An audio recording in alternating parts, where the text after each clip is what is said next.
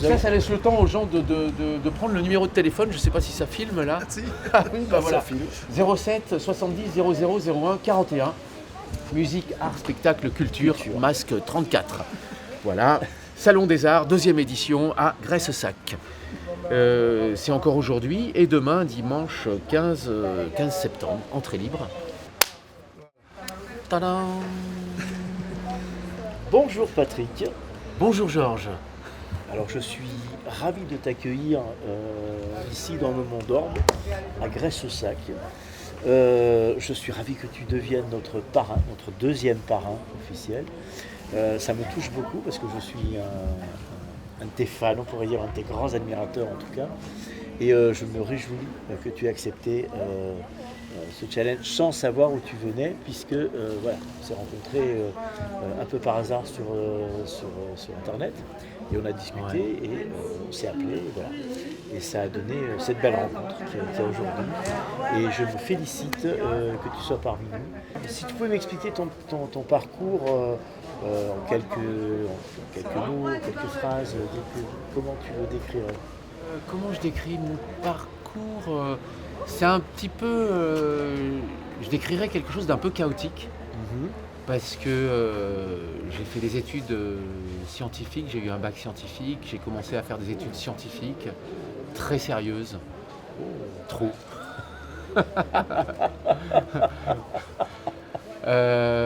Et un peu pour faire plaisir à mes parents en fait, surtout pour faire plaisir à mon père.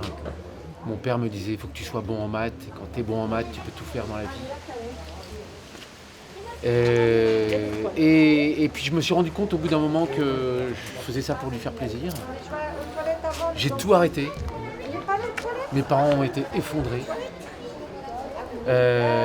Et puis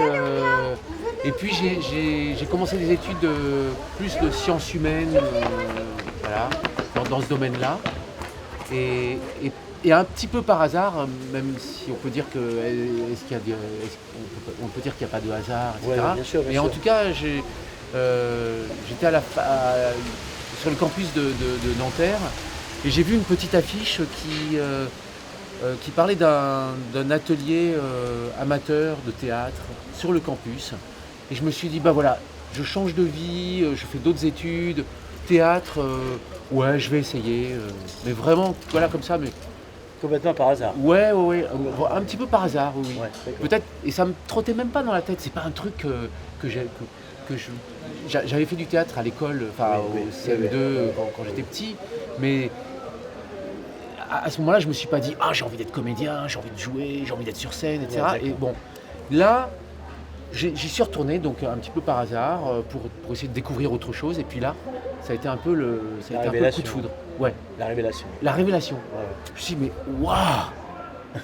C'est quoi ce truc là, d'être sur scène avec un texte, jouer avec quelqu'un, un truc enfantin en fait, un truc de gamin où tiens on va jouer, toi tu fais ça, moi je fais ça, et puis à un moment tu vas me tuer, et puis je vais me réveiller parce que je serai pas mort, et puis c'est moi qui te tue, et puis je vais... Bon bref, voilà les histoires qu'on se raconte quand on est enfant sur plein de choses.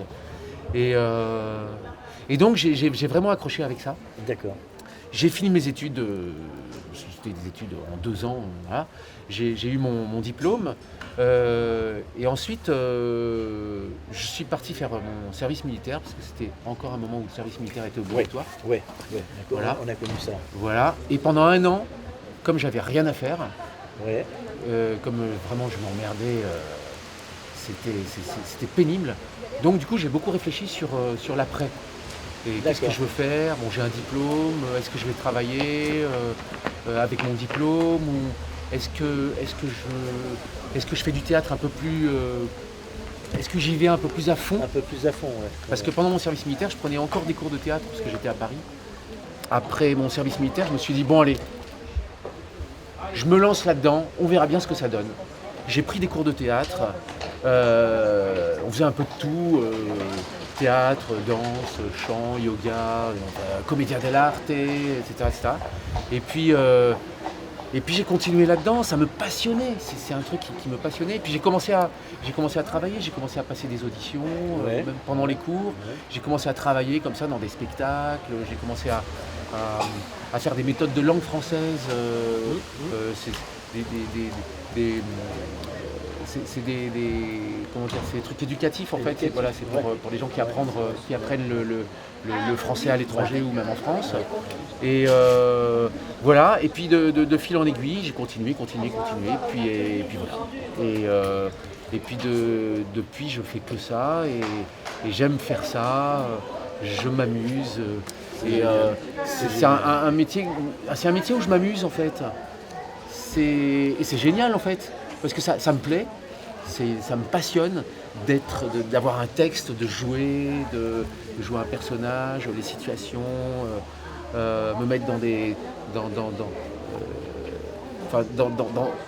entrer dans une histoire qui n'a pas été écrite par moi. Ça, j'aime beaucoup ça, cette idée que ça n'a pas été écrit par moi. C'est autre chose. C'est pas ma vie, c'est autre chose. Même si j'y mets de moi et de ma vie en fait. Voilà. Et voilà. Comme tout bon comédien, voilà. Et bon, alors, bien sûr, tu es un excellent acteur, tu es passé dans pas mal de films, même dans des rôles, on dit second, et que bon, moi je trouve excellent. Merci. Ben oui, si, parce que c'est quand même important, les seconds rôles, on a vu qu'ils ont été récompensés très souvent, Oui. dans pas mal de films d'ailleurs. Et bon, j'aime pas trop le mot second rôle, moi je trouve que c'est un peu réducteur, justement, et c'est un peu dommage. Et puis, tu es connu aussi pour le doublage. Oui. Tu es même très connu pour le doublage. Tu as notamment doublé Michael C. Hall Oui. dans la série Dexter. Mm. Alors, comment tu es arrivé en fait dans ce personnage, enfin avec ce personnage? Alors, comment je suis arrivé au casting, tu veux dire, ou Oui, comment au je suis arrivé casting alors déjà. Alors en fait, ça faisait quelques années que je faisais du doublage. Et puis donc je travaille avec plein de directeurs et directrices artistiques. Et puis donc Dexter est arrivé à Canal+. Canal+, on dit bah voilà, on voudrait des essais pour les rôles principaux. Oui. Et la directrice artistique qui dirigeait donc Dexter, qui s'appelle Isabelle Branas, a pensé à moi pour le personnage. Elle s'est dit ah ouais tiens, ça pourrait peut-être que Patrick pourrait correspondre, la voix pourrait coller, la façon de jouer, et donc voilà, j'ai fait les essais. En plus elle était super sympa avec moi parce qu'à ce moment-là j'étais en tournée en Autriche. Oula. Je jouais en Autriche, à Vienne. Oui, carrément. Je jouais huis clos en français, on jouait huis clos en français en Autriche. Et je lui dis mais je peux pas, là je suis en Autriche, je reviens que dans 10 jours, je crois que. Ouais, c'est 10 jours. Il me dit bah, c'est pas grave, je vais essayer de décaler un petit peu les essais. Donc ça a été super, vraiment. Ouais, très. En tout cas, Sympa, je pense que ça a marqué des esprits. Voilà, et puis j'ai fait les essais. Donc les essais c'était sur quelques scènes du premier épisode. Et au début, c'est vrai que j'étais un peu dérouté. Enfin, quand j'ai appris que j'avais été choisi, j'étais très content. Mais je savais pas trop de quoi ça parlait en fait. Je savais que c'était une histoire de tueur en série, mais j'en savais pas plus. Ah oui, je savais pas trop. Ah oui, donc je savais pas trop de choses. Oui. Et je savais que c'était un tueur qui tuait. C'est une espèce de justicier en fait. Oui, voilà. Tout à fait. Et au début, on était. Alors je dis on parce que toute l'équipe en fait, des comédiens français qui étaient là pour doubler les flics et puis les autres personnages, on était un petit peu déroutés parce que on se dit mais quand même, c'est quand même un truc. C'est une drôle de série quand même. C'est un gars qui rétablit la peine de mort, quoi. Qui dit lui il mérite de mourir, donc je vais le pourchasser, je vais le localiser, je vais l'attraper, je vais le découper, je vais le tuer parce qu'il a commis des crimes. Alors évidemment, il tue uniquement les gens qui ont commis des crimes. Voilà, qui ont commis des crimes monstrueux. Même si tous les crimes peuvent être qualifiés de monstrueux, mais il y en a qui sont un peu plus monstrueux que d'autres quand même. Tout à fait, oui. Et qui ont échappé à la justice. Parce qu'ils avaient un bon avocat, parce qu'ils ont toujours été malins pour pas passer à travers les mailles du filet. J'ai doublé des films de tous les pays en fait. Quand tu fais du doublage, quand tu es comédien et que tu fais du doublage, tu peux doubler des films de n'importe quelle nationalité. Chose que tu peux rajouter, et pour lui dire effectivement, avant ça, il y a quand même une chose importante à savoir, c'est que quoi qu'il arrive, il faut que tu sois comédien. Voilà. Parce que tu ne peux pas jouer quelqu'un, je pense que tu es d'accord avec moi. Alors il y en a qui ont cette adaptation facile, moi je pense que j'aurais du mal à faire du doublage, puisque moi je ne suis que comédien. Mais il faut d'abord faire de la comédie pour pouvoir interpréter tes personnages quand tu les vois. Parce que effectivement tu les vois sur cet écran, on est d'accord, mais il faut vivre ce que eux vivent. Donc pour rendre exactement la même émotion. Tu cours, il faut que tu sois essoufflé, tu es amoureux, il faut que tu sois... voilà, tu comprends ce que je veux dire ? Donc c'est l'émotion par la voix en fait, qui doit passer. Donc, première base, première des choses, tu deviens comédien.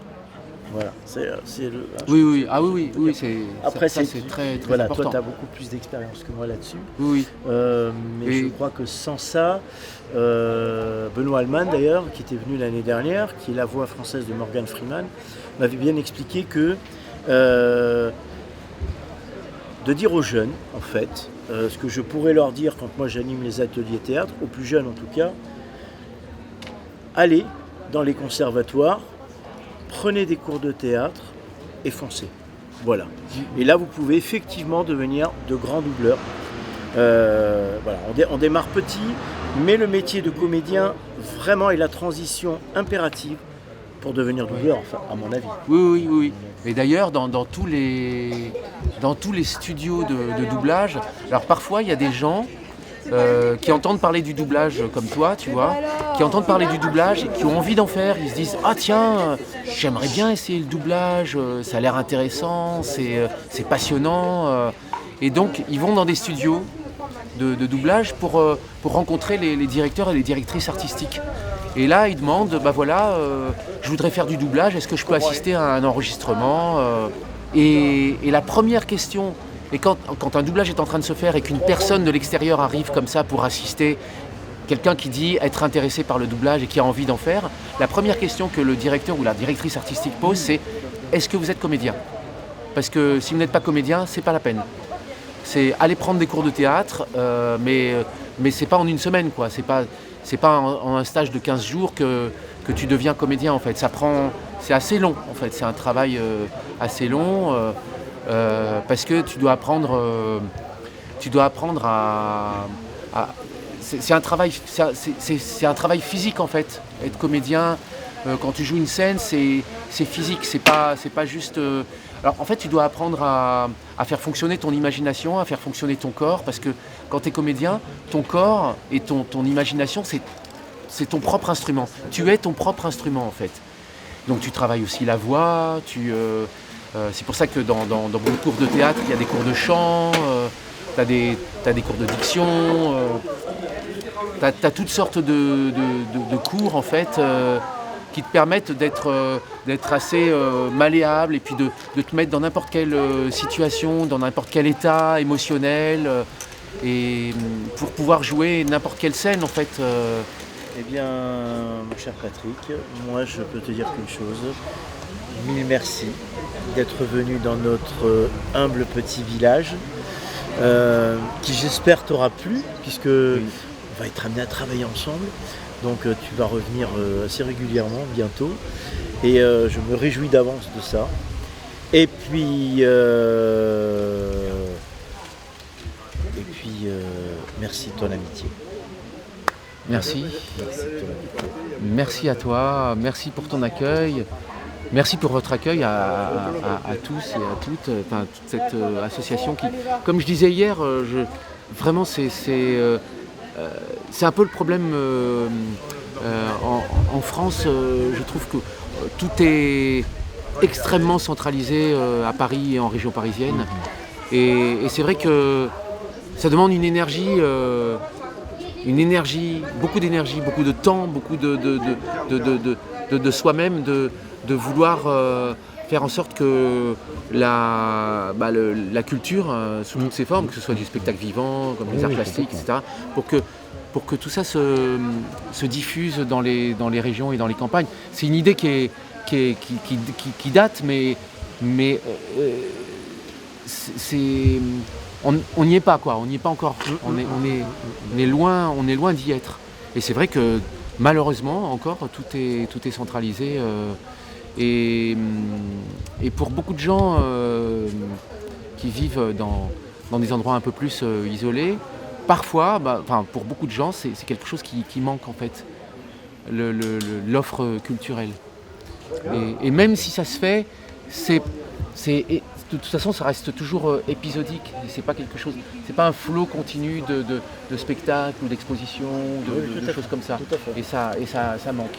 Mais bon, c'est très compliqué à mettre en place et c'est complexe. Il faut de l'argent, il faut une volonté politique aussi derrière. C'est pour ça que Masque 34, musique, art, spectacle et culture, je le répète parce que souvent les gens me disent on ne prend pas tellement la chose, se bat pour que effectivement nous sortons des agglos, on va dire, la culture, le spectacle vivant, voilà. Donc on continuera à se bagarrer et grâce à des comédiens et comédiennes comme toi, vous faites avancer les choses. Voilà. Donc encore merci de ta venue et puis bienvenue en Occitanie encore une fois. Merci.